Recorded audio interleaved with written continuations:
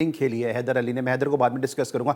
इमाद ने जो इनिंग खेली, क्योंकि इमाद बिल्कुल एक तरीके से डिस्पोज ऑफ हो चुके थे, उनका कल ये सर्वाइवल मैच था और उन्होंने उसको प्रूव भी उन्होंने किया। इस पूरे पीएसएल में इमाद बैट और बॉल दोनों शुबों में काफ़ी बेहतर साबित हुए। क्या लगता है आपको कि कल जो इनिंग खेली है इमाद ने, इसमें इमाद की बेहतरीन जो स्किल्स थी या साथ साथ दूसरों की भी गलतियां थी? जो बाबर की कप्तानी की बात हो रही है, चैनल बॉलिंग नहीं हुई है, बॉलिंग की भी बात हो रही है। सबसे पहली बात तो ये कि कल आपने कह दिया था कि इस्लामाबाद जीत जाएगा और मैं उस वक्त तक यकीन नहीं कर रही थी। मैंने आपको भी कहा था, बाद में भी कहा कि भाई नहीं जीत पाएंगे। उसकी वजह ये थी कि जो दो लोग खड़े हुए थे ना वो पाकिस्तानी थे, और जो पाकिस्तानी प्लेयर्स हैं उनमें हम सब जानते हैं कि प्रेशर हैंडलिंग नहीं है, गेम अवेयरनेस नहीं है, कि जिसकी वजह से हम हमेशा टॉपल कर जाते हैं, चाहे वो टेस्ट है, चाहे T20 है या ODI है। कल अच्छी बात लगी कि जब आप वो गलत साबित होते हो अच्छी परफॉर्मेंस से तो बड़ी खुशी होती है। मुझे बड़ी खुशी हुई कि भाई इन लोगों ने डिलीवर किया, लेकिन अब अगर डिलीवर कर दिया है तो इसका मतलब ये नहीं है कि जैसे आपने कहा कि खामियों पर या कमियों को अंडर कारपेट कर दें, उन पर पर्दा डाल दें।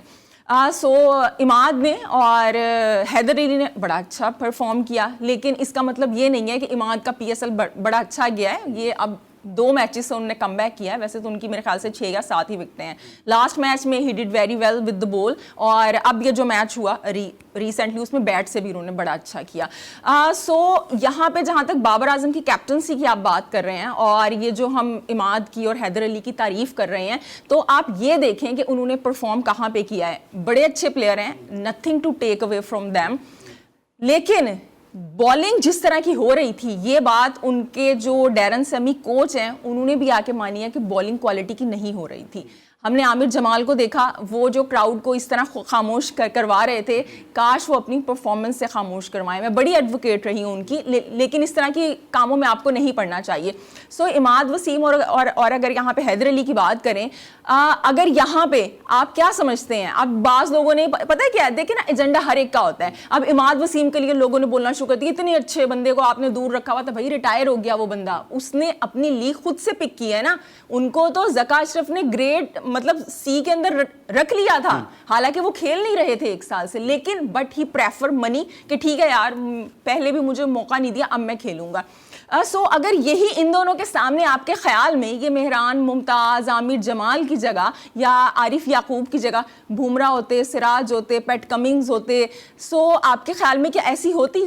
काइंडली बड़ी अच्छी परफॉर्मेंस की है, लेकिन मैं हाथ जोड़ूंगी कि PSL की बुनियाद पे T20 वर्ल्ड कप की टीम ना बना दें, क्योंकि हमारा जो PSL है ना वो उस लेवल का नहीं है भाई। हमारे पास क्राइटेरिया है, डोमेस्टिक T20 को हम समझते नहीं है कुछ, और PSL पे आप मना कर रही हैं कि आपकी दानिश पे PSL की बुनियाद पे टीम होनी नहीं चाहिए। नहीं, मैं इस वजह से मना कर रही हूँ, या तो आप IPL के लेवल का करवाएं ना, वहां पे सारे प्लेयर आ रहे हैं। लेवल हो सकता है, ग्राउंड रियलिटी है कि IPL का लेवल PSL हो सकता है।